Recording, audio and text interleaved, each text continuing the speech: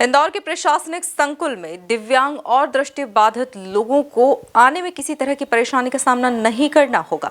सुगम्य भारत अभियान के तहत संकुल को दिव्यांग और दृष्टिबाधितों की सुविधा के अनुसार बदलाव किए गए हैं। संकुल के हर मंजिल पर दृष्टिबाधितों के लिए टेक्सटाइल पाथ बनाया गया है। अभियान के तहत जिले के सभी शासकीय भवनों में इस तरह के बदलाव जारी हैं। देखिए खास रिपोर्ट। शासकीय कार्यालय में आने वाले दिव्यांग और दृष्टिबाधित लोगों को परेशानी का सामना करना पड़ता है।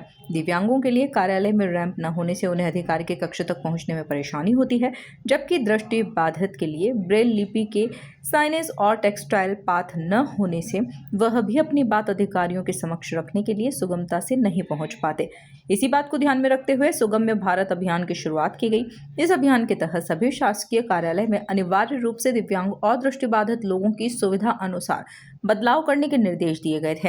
इंदौर जिले में भी तत्कालीन कलेक्टर आशीष सिंह ने सभी विभागों को बदलाव करने के निर्देश दिए थे, लेकिन कुछ एक विभागों को छोड़कर शेष सभी विभागों में काम की गति न के बराबर थी। कलेक्टर शिवम वर्मा ने जब IAS अधिकारी नवजीवन पवार को अभियान की जिम्मेदारी सौंपी तो उन्होंने उसे गंभीरता से लिया। अपर कलेक्टर नवजीवन पवार ने सबसे पहले इंदौर जिले के सभी शासकीय भवन का सर्वे करवाया, जो लगभग 1000 से अधिक है। इन भवन में दृष्टिबाधित और दिव्यांगों की सुविधा के अनुसार क्या कमी है वह चिन्हित की गई। सर्वे पूर्ण होने के बाद दूसरे चरण में जो कमियां पाई गई थी उन्हें दूर करने का काम प्रारंभ किया गया, जिसमें प्रमुख रूप से कार्यालय में प्रवेश के लिए राम, दिव्यांग और बुजुर्गों को चलते समय सहारे के लिए रेलिंग और दृष्टिबाधित लोगों के लिए टेक्सटाइल पाथ और ब्रेल लिपि के साइनेज शामिल हैं।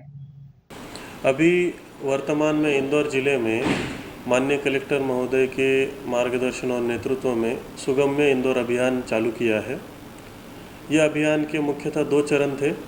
प्रथम चरण में इंदौर जिले के अंतर्गत सभी विभागों के जितने भी ऐसे ऑफिसेस हैं जहां पर पब्लिक इंटरफेस होता है, पब्लिक इंटरेक्शन होता है, वहां का सर्वे किया गया।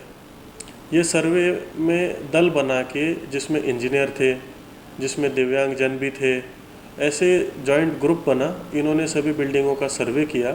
लगभग 1000 से अधिक शासकीय भवनों का सर्वे हुआ जिनमें ऑफिसेस लगते हैं, और क्या ये ऑफिसेस दिव्यांगजनों के लिए सुगम है या नहीं, इसकी एक चेकलिस्ट बनाई और इनमें से कुछ कार्य चिन्हांकित किए गए। अपर कलेक्टर नवजीवन पवार ने सुगम्य भारत अभियान के तहत अब तक किए जा चुके कार्यों की जानकारी दी। इंदौर के प्रशासनिक संकुल में हर फ्लोर पर दृष्टिबाधित लोगों की सुगमता के लिए टेक्सटाइल पाथ लगा दिए गए। वर्तमान में कलेक्ट्रेट में जैसे सभी ऑफिसेस जो हैं सभी मंजिलों पर, वहाँ पे हमने एक देखा कि फ्लोर और उसके बीच में थोड़ा गैप था, जिस कारण व्हीलचेयर नहीं जा पा रही थी। तो ऐसे सभी ऑफिसेस में लगभग 38 रैंप बनाए हैं, 1553 मीटर की रेलिंग बनाई है, जो दिव्यांगजन और वृद्धजनों के लिए भी चढ़ने में उसमें मदद करेगी।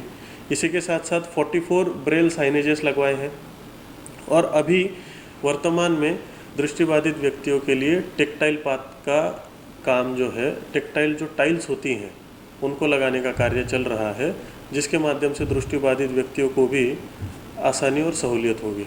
हालांकि इंदौर जिले में 100% कार्य पूर्ण करने में थोड़ा समय लगेगा, लेकिन वर्तमान में जिस गति से कार्य किया जा रहा है उसे देखकर संभावना है कि 2 से 3 माह में इस जिले के लगभग सभी शासकीय भवन दृष्टिबाधित और दिव्यांग लोगों की सुविधा के अनुसार होंगे।